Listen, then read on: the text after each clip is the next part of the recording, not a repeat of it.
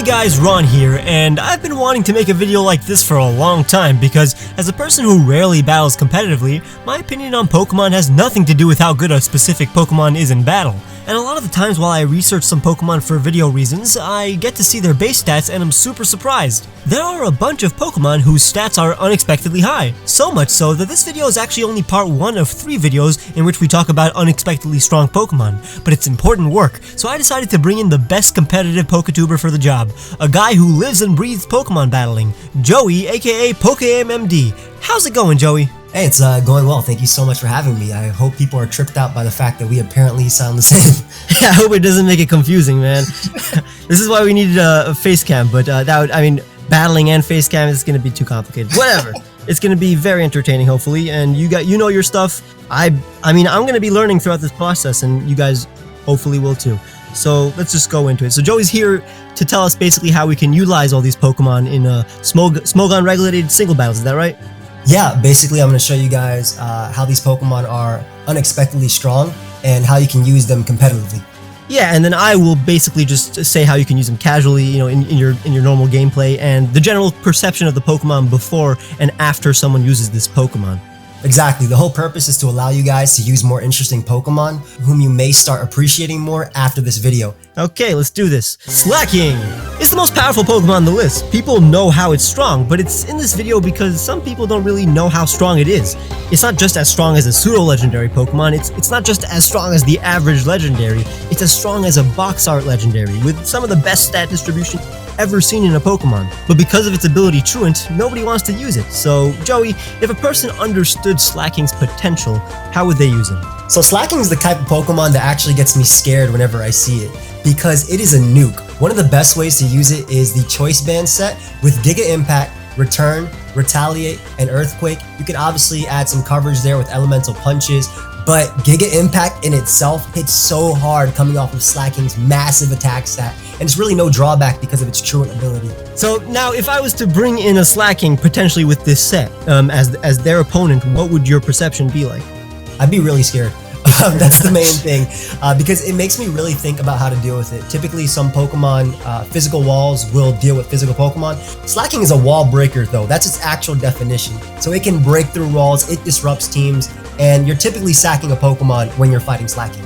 Nice. That's basically what I'm looking for, something that makes the opponent think and confused and panic. But now I've actually used this Pokemon on my team, and it's pretty versatile, and I'm talking about in-game team. I've never battled competitively with this thing, especially since whenever I send out a Slaking out, it usually knocks someone out in one hit and never actually activates the Truant. Of course, if you want, you can use any of the moves that are competitively viable. So Joey, what would change your perception of Slaking? How do we make it the most popular Pokemon of all time? Honestly, just get rid of its ability, and it'll probably be one of the best Pokemon ever. It's already bulky, it's fast, and it'll actually be able to make use of its entire moveset at once. Durant. I literally did not know that this Pokemon was amazing, and I'm pretty sure people don't know either because nobody ever uses one on their team, because you find these in Victory Road. By then, you have your set team. You're not going to replace the Pokemon you've grown to love for an ant. But then these stats though. So Joey, in the competitive scene, have people noticed how good this Pokemon is? Honestly, Durant is one of those Pokemon that's just good, too good for the tier that it's in. It actually got banned from the RU tier. Hustle, its ability, makes all of its attacks strong, the equivalent of a Choice Band for the trait of accuracy. It has a great move pool, Iron Head, Superpower, Stone Edge, which is like 64% accurate with Hustle, and also, I believe I did not say X-Scissor. And also Z moves make it even stronger. Couple that with the fact that the Z moves get the Hustle boost and they cannot miss. So this Pokemon was actually too much for the RU tier and ended up getting banned from there. Damn, so that means people have noticed how good this Pokemon is. It just sucks that you can't really use one in your playthrough team unless it's traded. If this was an early game mon, people would use it. But then again, it's too strong to appear in the game before the halfway point. I think placing this Pokemon near Driftvale or Mistralton would have been a better choice. But then you'd have to move Heatmore too, and that would just be a whole mess. I think the biggest thing also is the fact that it's an ant, so it actually makes sense that it's a lot stronger than what it looks like, right? Yeah. Just the fact that ants can just pick up so much times their weight. Yeah, maybe that was the point. I get it now. I see. Archeops. Now this Pokemon basically represents the entire list.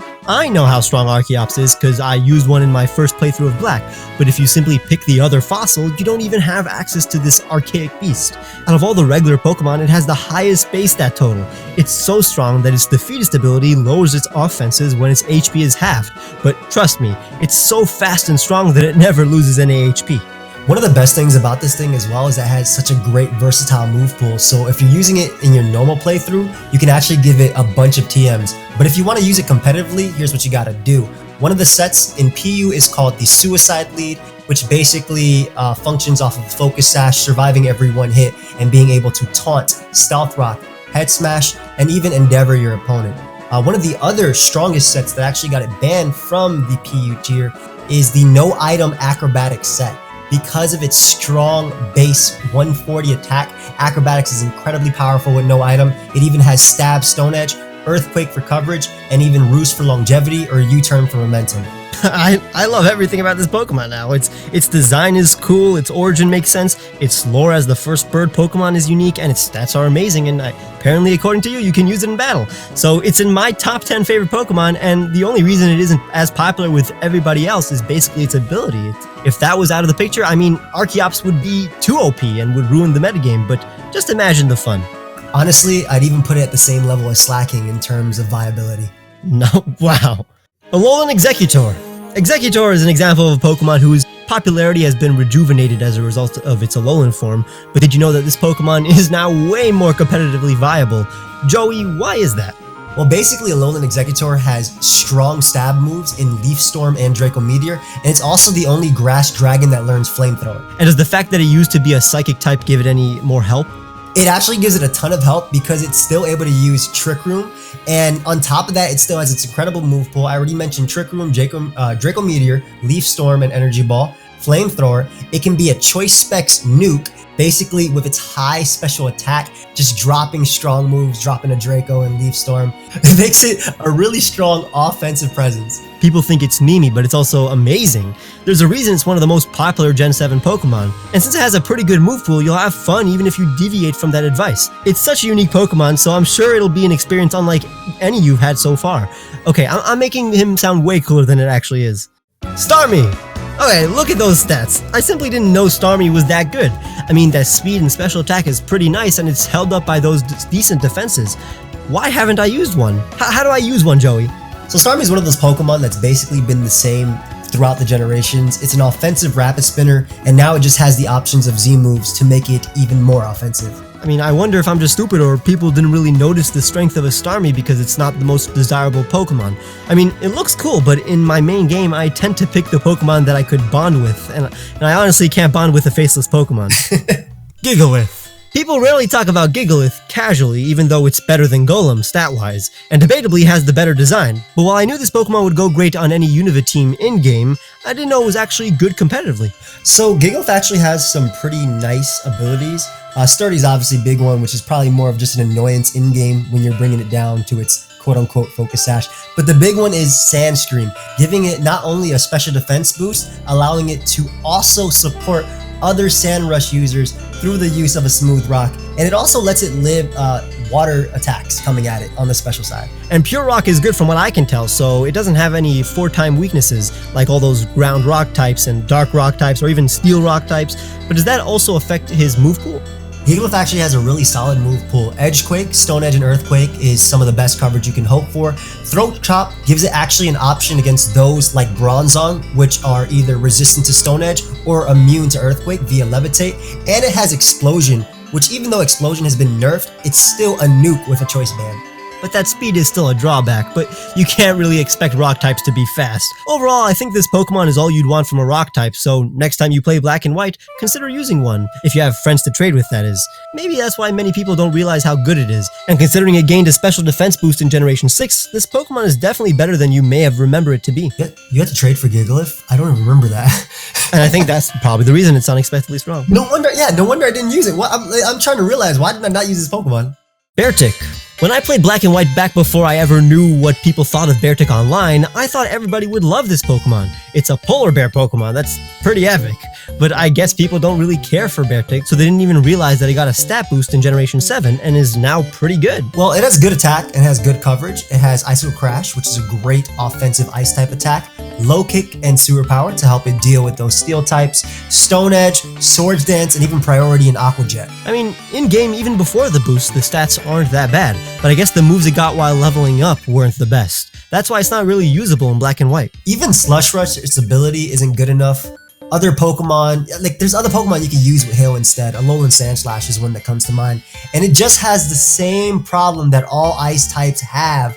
No good resistances. And apparently base 80 defense simply isn't good, especially for an ice type, but if it was fast it would be really great. So it's here because people are unaware its base stat total and attack are relatively high with good coverage for competitive. It's basically a slightly bulkier Ursaring, but unfortunately it's a slow ice type. Scyther! So, if you look at it, technically a majority of Pokemon fans grew up in an era in which Scyther had an evolved form. So when it came to battling, it would be rarely considered because Scizor exists. But as we know, their base stat total is the same, and Scyther is still incredibly powerful. It has great attack, great speed, and very workable defenses. So Joey, how do we use one competitively?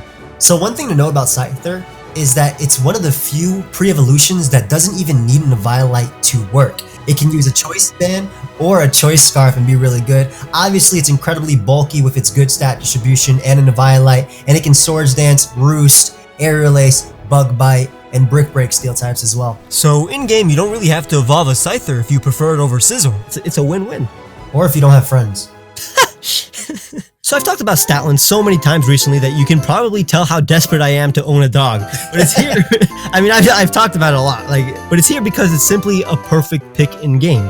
I know Lillipup is an early root Pokemon, but that's why Stoutland is here. You can use this guy until the end. My Stoutland Sunny was the MVP of my second Black playthrough, and it can be your MVP too. But now, Joey, you're telling me because its stats and move pool allow it to be such a good Pokemon in-game that they also allow him to be amazing in competitive battling as well? Well, Stoutland has great abilities and a good attack stat. Typically, it's seen with a Choice Band, and it has great stat distribution.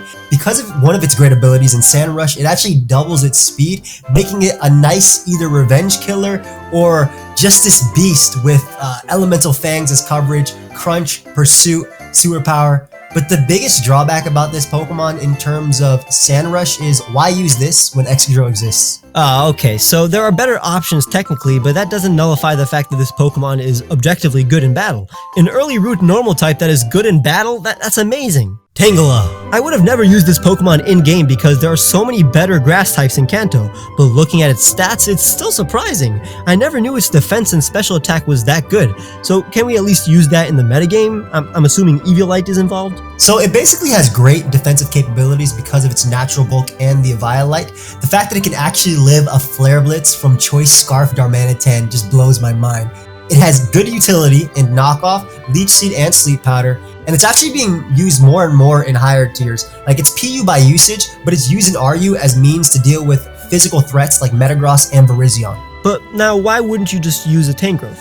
So the big thing about Tangrowth versus Tangela is Tangrowth is in a higher tier. So Tangrowth will be used in the OU tier, which it is in, but Tangela is basically, there's so many tiers below OU, right? It's UU, RU, NU, PU, the list goes on and on. So Tangela can be used down there, but you're going to use Tangrowth if you're going up to the OU tier. How about weaknesses? Does it have any weaknesses?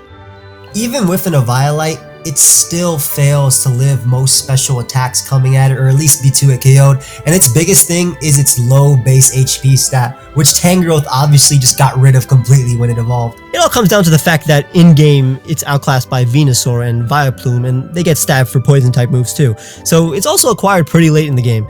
And I'm sure if you found this Pokemon early on and didn't pick a Bulbasaur, you'd probably want to use this guy for at least a few gyms if you like the design or something.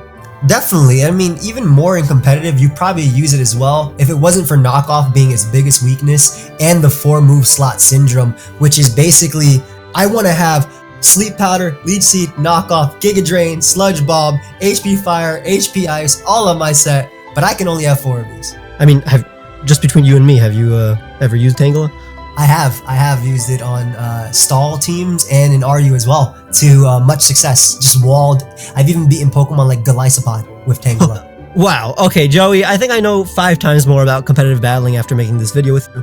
So, I mean, thank you for coming on, man. Honestly, thank you so much for having me. It's a pleasure always talking about Pokemon, and I love the casual side just as much as I love the competitive side. So it's really nice to be able to live this while it's happening with you. Exactly, since this channel is way more about the casual side of Pokemon, if you're even remotely interested in diving into the competitive scene, then check out Joey's channel. He even has an introduction to Pokemon Showdown for any new players. I appreciate the plug, man. Thank you so much for having me. You're welcome, my man. So yeah, this is just part 1 of 3 videos we're making about unexpectedly strong Pokemon, because there are still a bunch to go. So leave a like if you enjoyed this one, and subscribe and click the bell to make sure you know when the next part comes out. Bye!